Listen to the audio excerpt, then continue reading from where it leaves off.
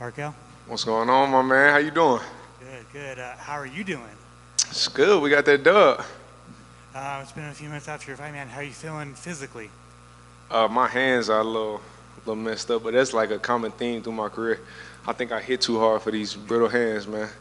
Um, I mean, what was the game plan going into that fight? I mean, I think everyone kind of planned like it was just gonna be a banger fight. Like Yeah. it was an intense ass stare down yesterday. Like, what was it?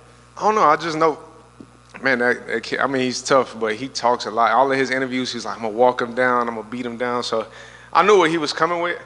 My game is a little bit more finesse. I think my nerves got high in that first round, but made adjustments in that second and third, and then went out and did what we had to do. What was the game plan coming into the fight?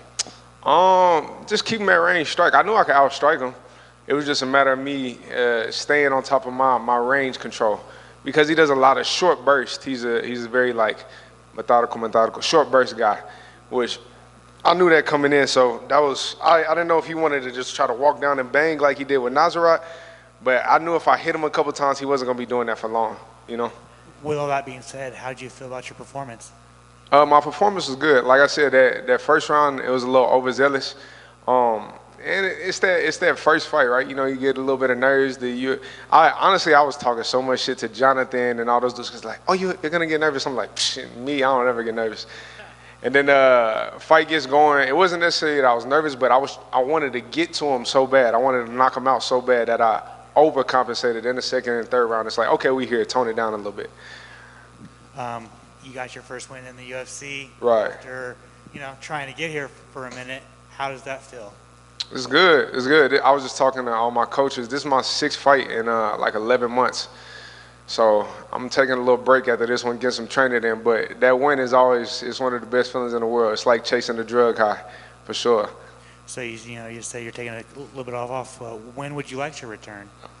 I mean, I don't want to get too crazy. I would say like another 4 or 5 months, something like that. Nothing. I'm not trying to take a whole year off, but I do want to take a little bit of time, spend with the fam. Obviously, you're back at the Apex. Are you trying to get out in front of a crowd for your next fight? Man, get me in front of a crowd. Get me in T-Mobile. Get me in an arena. I don't care what it is. Just don't bring me back to the Apex. Get me in front of a crowd, and then I'll really show out. The capital Q in your name, is that your choice? Nah, I got that at birth. Yeah, I got that at birth. That came on the birth certificate. But yeah, I mean, hey, if y'all gonna spell my name, please just capitalize my Q. You don't spell LeBron with a lowercase b, man. So I need to be in that same category. Capitalize that Q. And then finally, who's the next Factory X killer that everybody needs to be on the lookout for? Man, it's a lot of them. I don't know. I feel like I would be doing a disservice to call out just one guy, but if you really want to check somebody out, go watch Luis Grule. That dude is a savage. He's a savage, and you'll see it in the way he fights and his whole mentality. I love that guy. Congrats. Appreciate you. MarQuel over here. Speaking of Factory X, you have a couple of teammates have fights booked.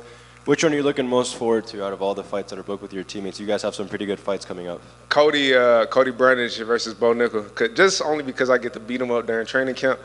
But of course, Cody versus Bo at UFC 300. That's probably the one I'm most excited for. And you mentioned there the T-Mobile Arena is one of the fights you'd like to go out and fight in front of. Is there another arena maybe that's on your bucket list to go fight? Man, if we can, they don't ever do arenas in Dallas, but if we could do somewhere in Dallas or even get on that, because they go to Houston a lot, I'll go fight in Houston for sure. Anywhere in Texas would be dope. And obviously, your guys' division is loaded with talent from top to bottom. Is there a specific name that you want now or maybe just later in your career? I didn't think too far past that, so no specific names, but whoever they give me, we'll figure it out real soon. Awesome. Congrats on the win. Appreciate you. Congrats on the win, my man. Like you mentioned with Alex, just getting that first UFC W. What have we missed ever since your journey with Contender Series to here? Because cameras haven't been on you as much. But any gem you could hit us with? A lot of babies. I just had my second child this past Monday this week. Congratulations. So yeah, we definitely gonna start strapping up a little bit more. How is it like to balance that out, like being a father now, which is obviously comes first now? Okay. And, the schedule and all that. Right. I think this is something that I kind of tell everybody. Like, being a man, there's no better feeling than coming home and putting food on the table. My fiance, she takes care of the home, and her not having to work and being able to take care of my kids, which is not common nowadays. You get a lot of kids who they're being taken care of by daycares or nannies and stuff. No disrespect to those parents, but I never wanted that. So I'll be the man who brings home the money and puts the food on the table. As long as you take care of my kids, we're smooth. But that's my favorite part about having a kid is being able to give them anything they want. How amazing will it be one day when they're older and you guys can sit there and watch your fights? It's gonna be good. It's gonna be good. I might have to beat up my son a little bit, but he can watch him too. You know he's not going to come out of pocket if dad is a UFC fighter. So. You never know nowadays. And how? And last for me, awesome performance in the cage. You're doing your performance outside of being a father, being a family man. Right. You weren't shy about your story, and you've been pretty transparent from Colorado, Texas, and back to Las Vegas. Now performing. How big is that? How key is that now to say, you know what? I had my past. That's not going to affect my future. You guys are good now because I'm going to go ahead and make sure this is right. Right. I think your past sometimes predicts your future. Like I don't like to look too far in it because all we have is now, right? Sometimes people are like, oh, tomorrow.